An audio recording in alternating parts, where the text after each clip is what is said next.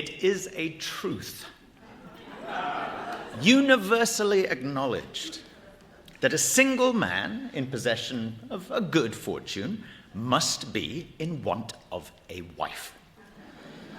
However little known the feelings or views of such a man may be on his first entering a neighborhood, this truth is so well fixed in the minds of the surrounding families that he is considered as the rightful property of some one or other of their daughters. "My dear Mr. Bennet," said his lady to him one day, "have you heard that Netherfield Park is let at last?" Mr. Bennet replied that he had not. "But it is," returned she, "for Mrs. Long has just been there, and she told me all about it." Mr. Bennet made no answer. "Do not you want to know who has taken it?" cried his wife impatiently. "You want to tell me, and I have no objection to hearing it." This was invitation enough. "Why, my dear, you must know Mrs. Long says that Netherfield is taken by a young man of large fortune from the north of England, that he came down on Monday in a chaise and four to see the place, and was so much delighted with it that he agreed with Mr. Morris immediately that he is to take possession before Michaelmas, and some of his servants are to be in the house by the end of next week." "What is his name?" "Bingley." "Is he married or single?" "Oh, single, my dear, to be sure. A single man of large fortune, 4,000 or 5,000 a year. What a fine thing for our girls." "How so? How can it affect them?" "My dear Mr. Bennet," replied his wife, "how can you be so tiresome? You must know that I'm thinking of his marrying one of them." "Is that his design in settling here?" "Design? Oh, nonsense. How can you talk so? But it is very likely that he may fall in love with one of them, and therefore you must visit him as soon as he comes." "I see no occasion for that. You and the girls may go, or you may send them by themselves, which perhaps will be still better, for as you are as handsome as any of them, Mr. Bingley might like you the best of the party." "Oh, my dear, you flatter me. I certainly have had my share of beauty, but I do not pretend to be anything extraordinary now. When a woman has 5 grown-up daughters, she ought to give over thinking of her own beauty, where in such cases a woman has not often much beauty to think of. But, my dear, you must indeed go and see Mr. Bingley when he comes into the neighbourhood. It's more than I engage for, I assure you. But consider your daughters. Only think what an establishment it would be for one of them. Sir William and Lady Lucas are determined to go merely on that account, for in general, you know, they visit no newcomers. Indeed, you must go, for it will be impossible for us to visit him if you do not." "You're over-scrupulous, surely. No, I dare say Mr. Bingley will be very glad to see you, and I will send a few lines by you to assure him of my hearty consent to his marrying whichever he chooses of the girls. Although, I must throw in a good word for my little Lizzie. I desire you will do no such thing. Lizzie's not a bit better than the others, and I'm sure she's not half so handsome as Jane, nor half so good-humoured as Lydia, but you're always giving her the preference." "Well, they have none of them much to recommend them," replied he. "They're all silly and ignorant like other girls, but Lizzie has something more of quickness than her sisters." "Mr. Bennet, how can you abuse your own children in such a way? You take a delight in vexing me. You have no compassion on my poor nerves." "Oh, you mistake me, my dear. I have a high respect for your nerves. They are my old friends. I've heard you mention them with consideration these 20 years at last."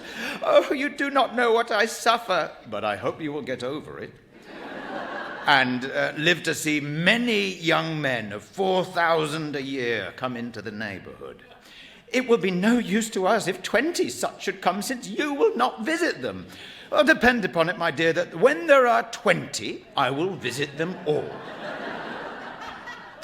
Mr. Bennet was so odd a mixture of quick parts, sarcastic humour, reserve, and caprice, that the experience of 23 years had been insufficient to make his wife understand his character. Her mind was less difficult to develop. She was a woman of mean understanding, little information, and uncertain temper. When she was discontented, she fancied herself nervous. The business of her life was to get her daughters married. Its solace was visiting and news.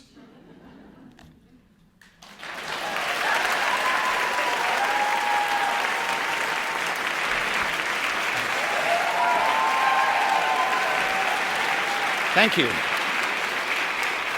Thank you very much.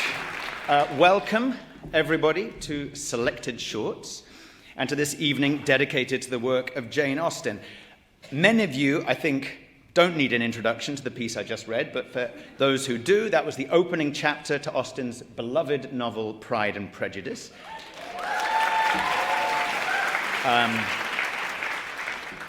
And that first line represents the single most famous line in her oeuvre, and indeed among the most famous in the English language.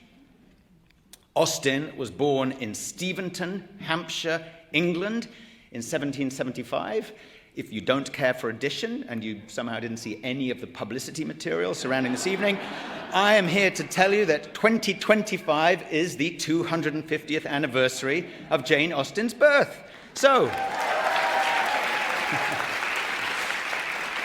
with that perfect excuse in mind, tonight we celebrate the wit, the charm, and the erudition of one of the most enduring writers in the English language.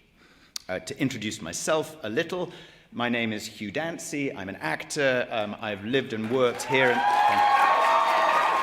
Thank you. I've lived and worked here in this city for going on 20 years.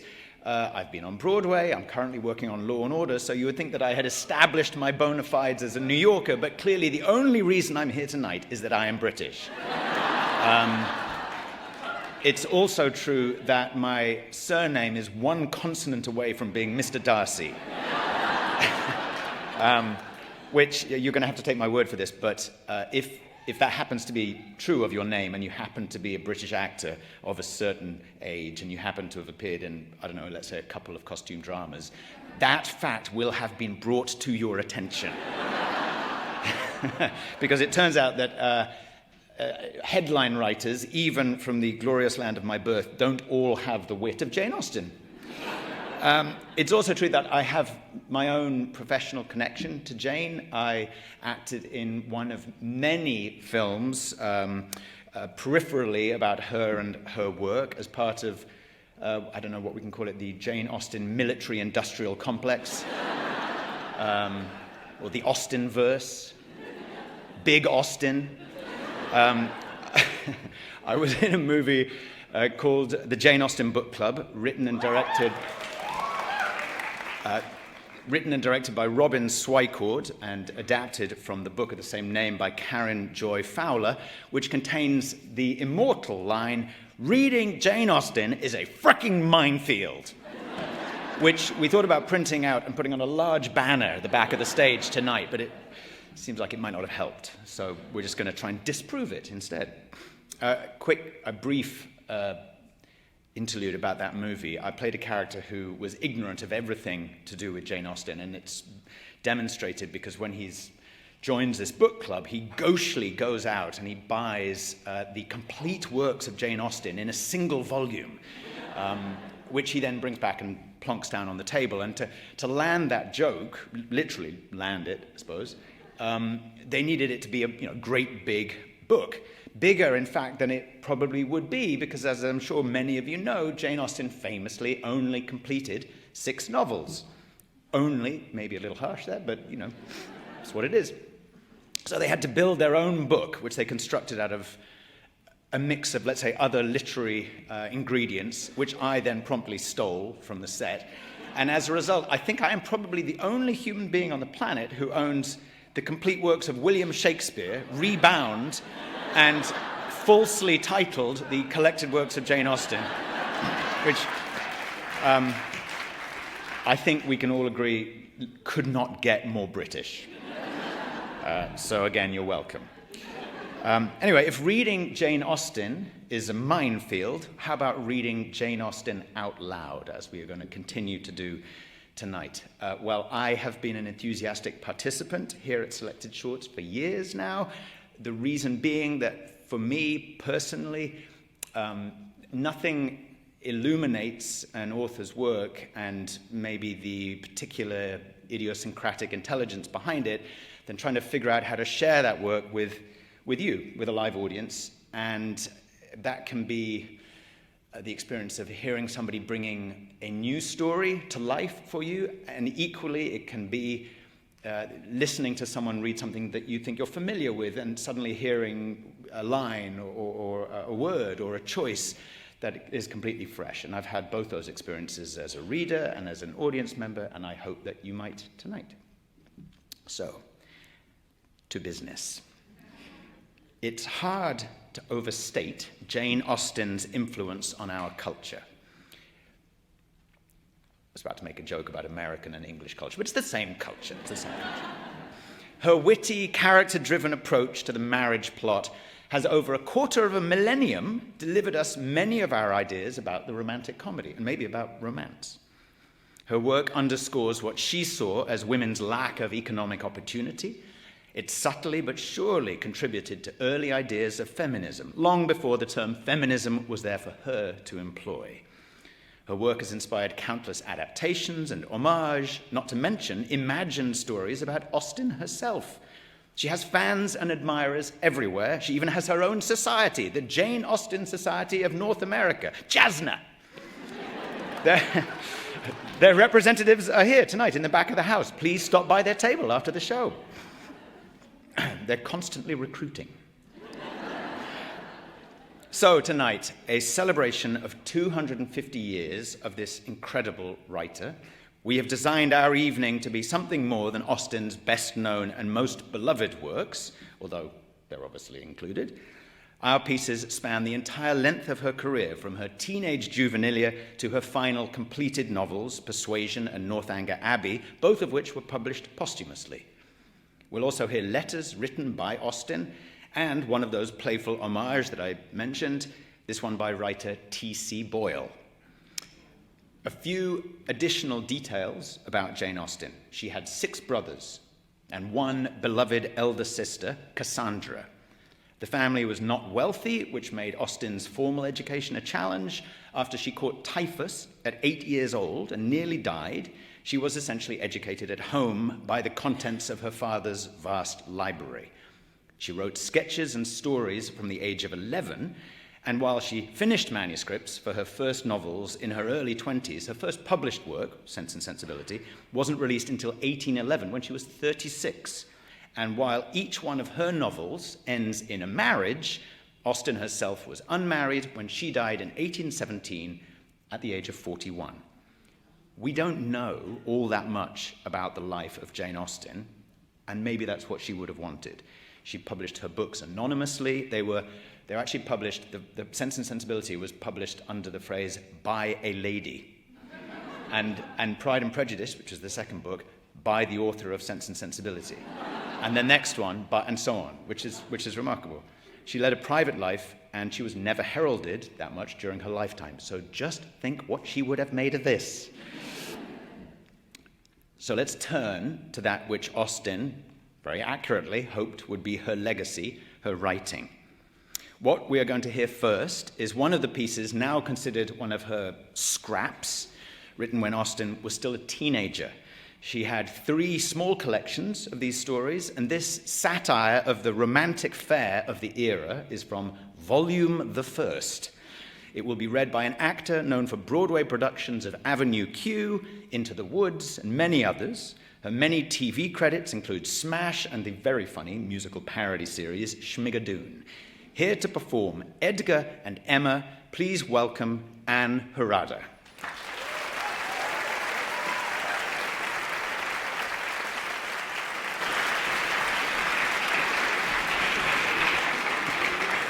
Thank you, Anne.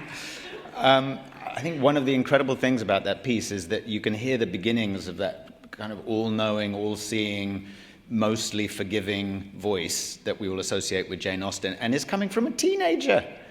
I don't know if anybody here has a teenager, or ever was a teenager. but I don't know about you, that I didn't hit that bar. But you can feel her beginning to construct and build that what's going to turn into that gleaming, immaculate prose. Incredible.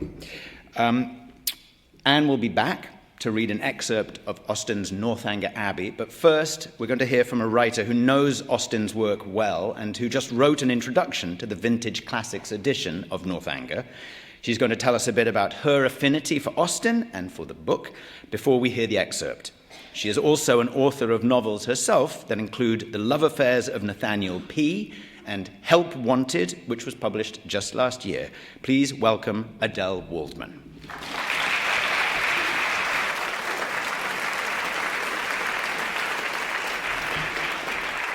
Thank you, Anne and Adele. As much as Austen seemed to chafe against the traditional roles of women in civil society, it is also worth remembering her role in creating the marriage plot, and as we might say today, the rom-com, that ends in happily ever after. Case in point, the last line of Northanger Abbey: Henry and Catherine were married, the bells rang, and everybody smiled. And if you don't like the hint of fairy tales, there's always Thomas Hardy. Next, something a bit more personal: letters. Austenians will be aware that Jane's sister Cassandra destroyed almost all of her many, many letters, a gesture which scholars now imagine was made to protect Jane's privacy. Only about 160 letters remain, and we will hear two of them. I hear people thinking, I've never written that many letters. Different time. We will hear two of them. The first letter is one addressed to Fanny Knight, Austen's eldest niece. The second is for a critic who had read and reviewed Austen's novels. But if that whets your appetite to hear Austen putting a critic in their place, no, sorry, you should unwet them. It's Austen, so it's much more thoughtful than that. Reading our letters, an actor who appeared in the West End and Broadway productions of Moulin Rouge and currently stars in Chicago on Broadway. She's also featured in films such as Rocket Man and in series including Dark Money, and now making her selected shorts debut, reading Jane Austen's Letter to Fanny Knight and her Letter to James Stanier Clark. Please welcome Sophie Carmen Jones.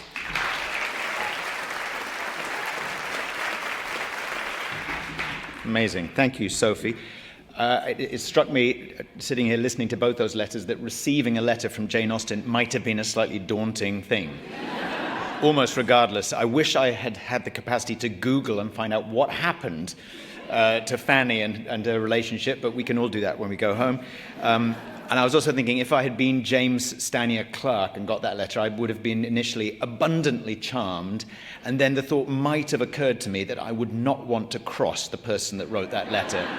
So it's basically the perfect letter to send to a critic. Next, we'll take a brief break from Austen's writing with a playful story by the writer T.C. Boyle. We couldn't resist including this piece, which features Jane herself as the leading lady, such as her standing within our cultural imagination. Boyle is also a force in the literary world. He has written 19 novels and 12 collections of short stories. It's not a competition, but sorry, Jane. Many of those stories that we have performed here on this stage. His titles include The Tortilla Curtain, World's End, The Terranauts, and his most recent, No Way Home, which was published earlier this year. Reading this piece about a conspicuously mismatched pair is a comic and actor known for series including Wyatt Cenac's Problem Areas, People of Earth, and The Daily Show. He's also released 4 comedy specials and provided voiceover for animated series including Bob's Burgers and BoJack Horseman. And now, reading T.C. Boyle's story, I Dated Jane Austen. Please welcome Wyatt Cenac.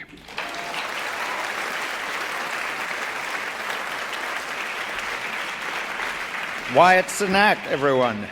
There is a visual that you never knew you needed until now. Jane Austen climbing into an Alfa Romeo. Finally, tonight, something from Austen's last completed work, Persuasion.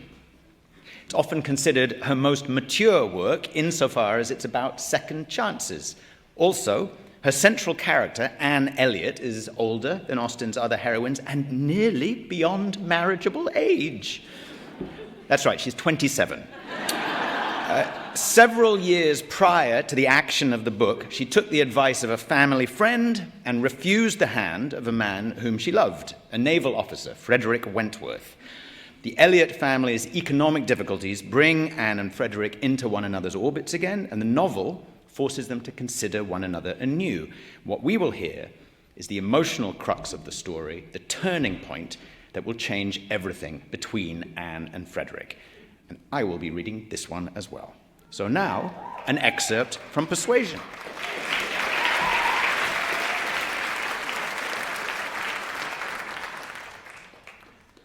"Oh, dear Mrs. Croft," cried Mrs. Musgrove, "there's nothing I so abominate for young people as a long engagement. It is what I always protested against for my children. It's all very well, I used to say, for young people to be engaged, if there is a certainty of their being able to marry in 6 months, or even in 12. But a long engagement, yes, dear ma'am," said Mrs. Croft, "or an uncertain engagement, an engagement which may be long. To begin without knowing that at such a time there will be the means of marrying, I hold to be very unsafe and unwise, and what I think all parents should prevent as far as they can." Anne found an unexpected interest here. She felt its application to herself, felt it in a nervous thrill all over her, and at the same moment that her eyes instinctively glanced towards the distant table, Captain Frederick Wentworth's pen ceased to move. His head was raised, pausing, listening, and he turned around the next instant to give a look, one quick, conscious look at her. The two ladies continued to talk, to re-urge the same admitted truths, and to enforce them with such examples of the ill effect of a contrary practice as had fallen within their observation.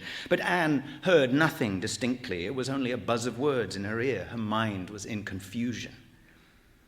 Captain Harville, who had in truth been hearing none of it, now left his seat and moved to a window, and Anne, seeming to watch him, though it was from thorough absence of mind, became gradually sensible that he was inviting her to join him where he stood. He looked at her with a smile and a little motion of the head which expressed, "Come to me, I have something to say," and the unaffected, easy kindness of manner which denoted the feelings of an older acquaintance than he really was, strongly enforced the invitation. She roused herself and went to him. The window at which he stood was at the other end of the room from where the two ladies were sitting, and though nearer to Captain Wentworth's table, not very near. As she joined him, Captain Harville's countenance reassumed the serious, thoughtful expression which seemed its natural character. "Look here," said he, unfolding a parcel in his hand and displaying a small miniature painting. "Do you know who that is?" "Certainly, Captain Benwick." "Yes, and you may guess who it is for, but," in a deep tone, "it was not done for her. Miss Elliot, do you remember our walking together at Lyme and grieving for him?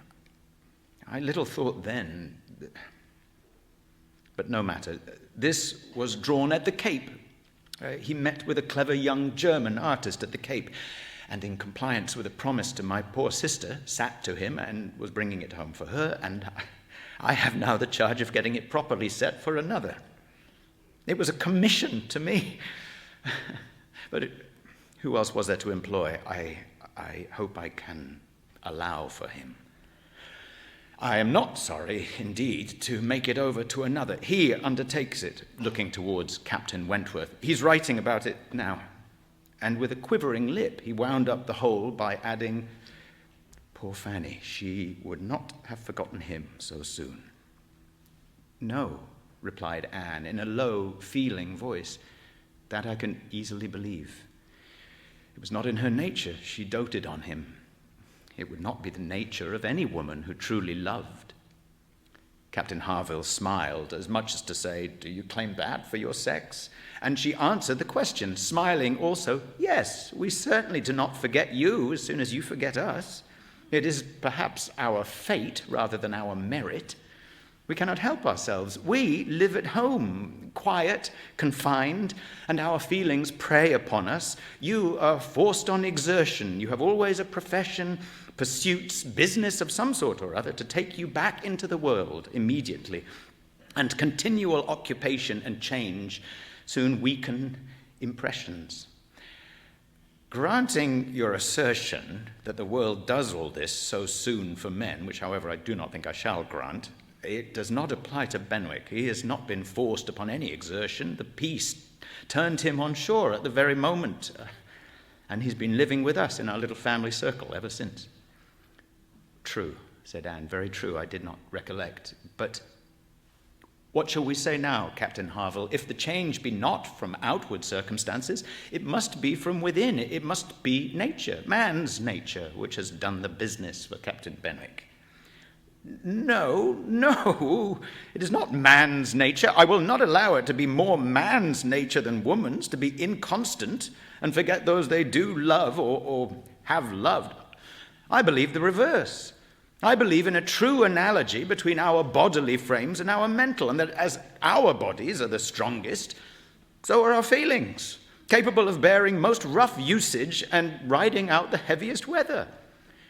Your feelings may be the strongest, replied Anne, but the same spirit of analogy will authorize me to assert that ours are the most tender. Man is more robust than woman, but he's not longer lived, which exactly explains my view of the nature of their attachments. Nay, it would be too hard upon you if it were otherwise. You have difficulties and privations and dangers enough to struggle with. You're always laboring and toiling, exposed to every risk and hardship. Your home, country, friends, all quitted. Neither time, nor health, nor life to be called your own. It would be hard indeed, with a faltering voice, if woman's feelings were to be added to all this. Oh, we shall never agree upon this question, Captain Harville was beginning to say, when a slight noise called their attention to Captain Wentworth's hitherto perfectly quiet division of the room. It was nothing more than that his pen had fallen down, but Anne was startled at finding him nearer than she'd supposed, and half inclined to suspect that the pen had only fallen because he had been occupied by them, striving to catch sounds, which yet she did not think he could have caught. "Have you finished your letter?" said Captain Harville. "Not quite. A few lines more. I shall have done in 5 minutes." "There's no hurry on my side. I'm only ready whenever you are. I'm in very good anchorage here," smiling at Anne. "Well supplied and want for nothing. No hurry for a signal at all." "Well, Miss Elliot," lowering his voice, "as I was saying, we shall never agree, I suppose, upon this point. No man and woman would, probably. But let me observe that all histories are against you, all stories, prose and verse. If I had such a memory as Benwick, I could bring you 50 quotations in a moment on my side of the argument, and I do not think I ever opened a book in my life which had not something to say upon woman's inconstancy. Songs and proverbs all talk of woman's fickleness. But perhaps you will say these were all written by men. Perhaps I shall. Yes, if you please, no reference to examples in books. Men have had every advantage of us in telling their own story. Education has been theirs in so much higher a degree. The pen has been in their hands. I will not allow books to prove anything. But how shall we prove anything? We never shall. We never can expect to prove anything upon such a point. It is a difference of opinion which does not admit of proof. We each begin, probably, with a little bias towards our own sex, and upon that bias build every circumstance in favor of it which has occurred within our own circle, many of which circumstances, perhaps those very cases which strike us the most, may be precisely such as cannot be brought forward without betraying a confidence or in some respect saying what should not be said. Their attention was called towards the others. Mrs. Croft was taking leave. "Here, Frederick, you and I part company, I believe," said she. "I'm going home, and you have an engagement with your friend. Tonight we may have the pleasure of all meeting again at your party," turning to Anne, We had your sister's card yesterday, and I understand Frederick had a card too, though I did not see it. And you are disengaged, Frederick, are you not, as well as ourselves?" Captain Wentworth was folding up a letter in great haste, and either could not or would not answer fully. "Yes," said he, "very true. Here we separate, but Harville and I shall soon be after you. That is, Harville, if you're ready. I am in half a minute. I know you'll not be sorry to be off. I shall be at your service in half a minute." Mrs. Croft left them, and Captain Wentworth, having sealed his letter with great rapidity, was indeed ready, and had even a hurried, agitated air, which showed impatience to be gone. Anne knew not how to understand it. She had the kindest "Good morning, God bless you," from Captain Harville, but from him not a word, nor a look. He had passed out of the room without a look. She had only time, however, to move closer to the table where he'd been writing. When footsteps were heard returning, the door opened. It was himself. He begged their pardon, but he had forgotten his gloves, and instantly crossing the room to the writing table, he drew out a letter from under the scattered paper, placed it before Anne with eyes of glowing entreaty fixed on her for a time, and hastily collecting his gloves was again out of the room, almost before Mrs. Musgrove was aware of his being in it, the work of an instant. The revolution which one instant had made in Anne was almost beyond expression. The letter, with a direction hardly legible to Miss A.E., was evidently the one which he had been folding so hastily. While supposed to be writing only to Captain Benwick, he had been also addressing her. On the contents of that letter depended all which this world could do for her. Anything was possible. Anything might be defied rather than suspense. Mrs. Musgrove had little arrangements of her own at her own table. To their protection she must trust, and sinking into the chair which he had occupied, succeeding to the very spot where he had leaned and written, her eyes devoured the following words. "I can no longer listen in silence. I must speak to you by such means as are within my reach. You pierce my soul. I'm half agony, half hope. Tell me that I'm not too late, that such precious feelings are gone forever. I offer myself to you again, with a heart even more your own than when you almost broke it 8 years and a half ago. Dare not say that man forgets sooner than woman, that his love has an earlier death. I have loved none but you. Unjust I may have been, weak and resentful I have been, but never inconstant. You alone have brought me to Bath. For you alone I think and plan. Have you not seen this? Can you fail to have understood my wishes? I had not waited even these 10 days. Could I have read your feelings, as I think you must have penetrated mine? I can hardly write. I am every instant hearing something which overpowers me. Oh, you sink your voice, but I can distinguish the tones of that voice when they would be lost on others. Too good, too excellent creature, you do us justice indeed. You do believe that there is true attachment and constancy among men. Believe it to be most fervent, most undeviating in F.W. I must go, uncertain of my fate, but I shall return hither or follow your party as soon as possible. A word, a look, will be enough to decide whether I enter your father's house this evening or never. Such a letter was not to be soon recovered from. Half an hour's solitude and reflection might have tranquilized her, but the 10 minutes only which now passed before she was interrupted with all the restraints of her situation could do nothing towards tranquility. Every moment, rather, brought fresh agitation. It was overpowering happiness. And before she was beyond the first stage of full sensation, Charles, Mary, and Henrietta all came in. The absolute necessity of seeming like herself produced then an immediate struggle, but after a while she could do no more. She began not to understand a word they said and was obliged to plead indisposition and excuse herself. They could then see that she looked very ill, were shocked and concerned, and wouldn't stir without her for the world. This was dreadful. Would they only have gone away and left her in the quiet possession of that room? It would have been her cure. But to have them all standing and waiting around her was distracting, and in desperation, she said she would go home. "Oh, by all means, my dear," cried Mrs. Musgrove, "go home directly and take care of yourself, that you may be fit for the evening. I wish Sarah was here to doctor you, but I'm no doctor myself. Charles, ring and order a chair. She must not walk." But the chair would never do. Worse than all, to lose the possibility of speaking 2 words to Captain Wentworth in the course of her quiet, solitary progress up the town, and she felt almost certain of meeting him, could not be borne. Anxious to omit no possible precaution, Anne struggled and said, I'm afraid, ma'am, that it's not perfectly understood. Pray be so good as to mention to the other gentlemen that we hope to see your whole party this evening. I'm afraid there's been some mistake, and I wish you particularly to assure Captain Harville and Captain Wentworth that we hope to see them both.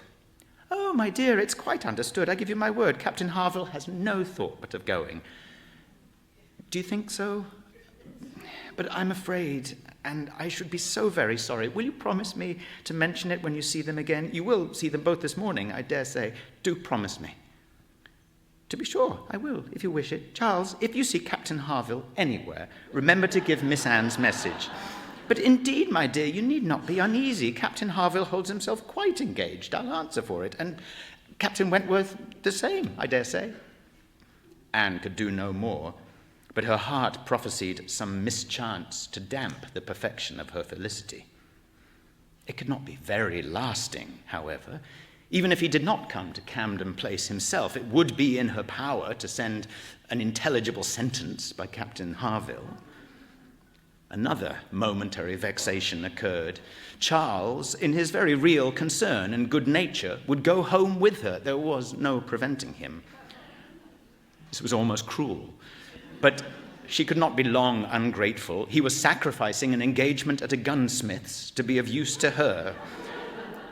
And she set off with him with no feeling but gratitude apparent. They were on Union Street when a quicker step behind, something of familiar sound, gave her 2 moments' preparation for the sight of Captain Wentworth. He joined them, but as if irresolute whether to join or to pass on, said nothing, only looked. Anne could command herself enough to receive that look, and not repulsively. The cheeks, which had been pale, now glowed, and the movements which had hesitated were decided. He walked by her side. Presently, struck by a sudden thought, Charles said, "Captain Wentworth, which way are you going? Only to Gay Street or farther up the town?"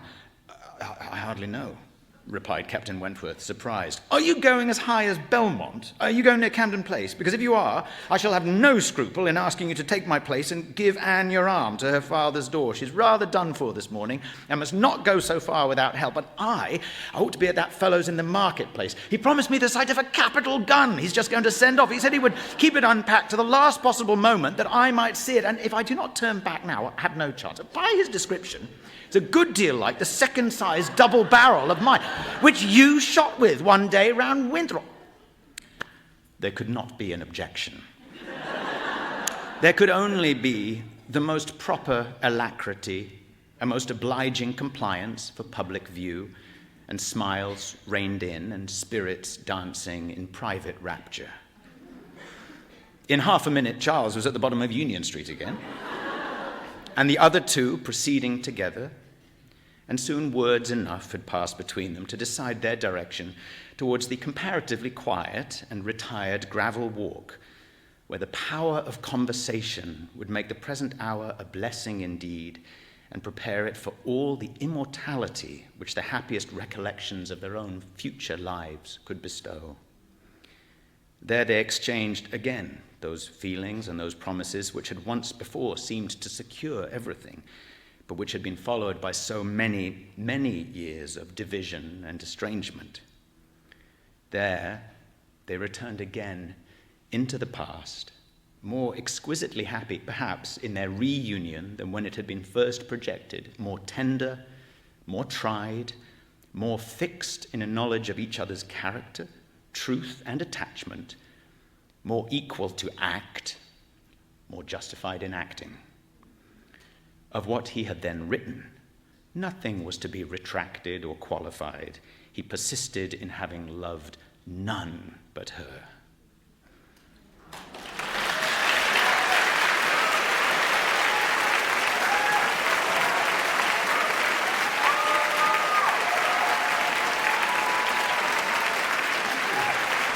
Thank you so much, everybody. And that, I feel like I should lead you in a round of happy birthday, but we won't do that. We should end on a high note. That's our show. If any of you were Austen neophytes when you arrived here tonight, we hope that your curiosity is piqued. And for those who are already Austenites, we hope this felt like a worthy birthday party and that you got to hear a little bit more of the depth and breadth of this remarkable writer. We would like to thank you all for coming out to join us. But before we send you out into the evening, one final item of business. I'd like to invite my fellow performers back to the stage for one final bow. Anne Harada, Sophie Carmen-Jones, and Wyatt Cenac, and I'm Hugh Dancy. Thank you.